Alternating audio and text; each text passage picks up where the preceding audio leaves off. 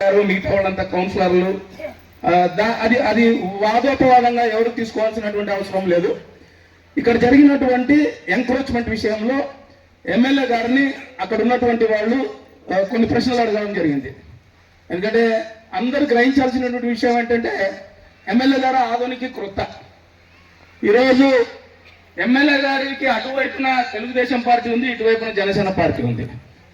నిక్కచ్చిగా నిజాలు ఏముంటాయో ఎమ్మెల్యే గారికి తెలియకపోయినా చెప్పేటువంటి జవాబుదారీతనం ఉన్నటువంటి నాయకులు ఉన్నాం. అటువైపు మీనాక్షి నాయుడు అన్న గారు, మిగతా నాయకులు ఉన్నారు, ఇటువైపు జనసేన మేమున్నాం, మా జన సైనికులు ఉన్నారు. నేనేమంటున్నానంటే ఇప్పుడు అక్కడ జరిగినటువంటి ఇష్యూ ఏంటంటే ఎంక్రోచ్మెంట్ అనేది స్టార్టింగ్ పాయింట్ నుంచి స్టార్ట్ అయ్యింది. ఓకే, స్వచ్ఛందంగా తొలగించుకోమని మున్సిపల్ వాళ్ళు చెప్తే కొంతమంది తొలగించేసుకున్నారు. కానీ ఇప్పుడు నాగేంద్రన్న ఇంటి దగ్గరకు వచ్చేసరికి ఆయన ఏదో చెప్తున్నాడు రీజన్, దాన్ని కూడా వింటాం తప్పకుండా. కానీ నేను ఒక్క విషయం చెప్తున్నాను, కొన్ని శబ్దాలు నాకు వినపడినాయి, కొన్ని మాటలు వినపడినాయి. నేను అందుకే మాట్లాడకూడదు అనుకుంటున్నా, నేను మాట్లాడుతున్నాను. రాజకీయం చేసేకొచ్చినారు అని అన్నారు. రాజకీయం 2019 నుంచి 24 వరకు చేసింది ఎవరు? రాజకీయం చేసింది? రాజకీయాలు చేయడము తెలుగుదేశం పార్టీ, బీజేపీ, జనసేన ఇంత వంట లేదు.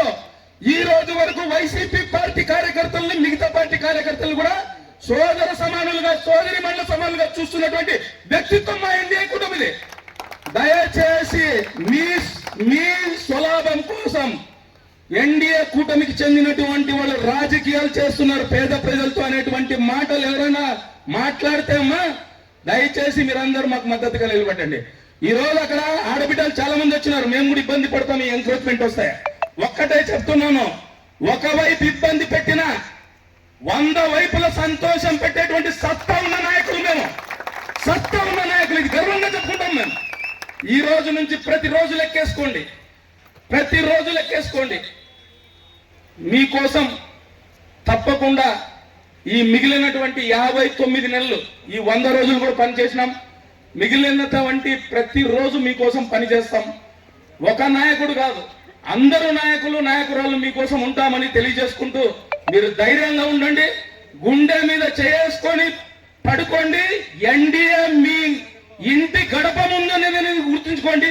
మీ ఇంటికి కష్టం రాకుండా చూసుకునేటువంటి బాధ్యత ఎమ్మెల్యే పార్థసారథి గారికి, తెలుగుదేశం పార్టీ నాయకులది, జనసేన పార్టీ నాయకులది అనేది గుర్తుంచుకోండి అనేటువంటి విషయాన్ని తెలియజేసుకుంటూ, అలాగే మున్సిపల్ అధికారులు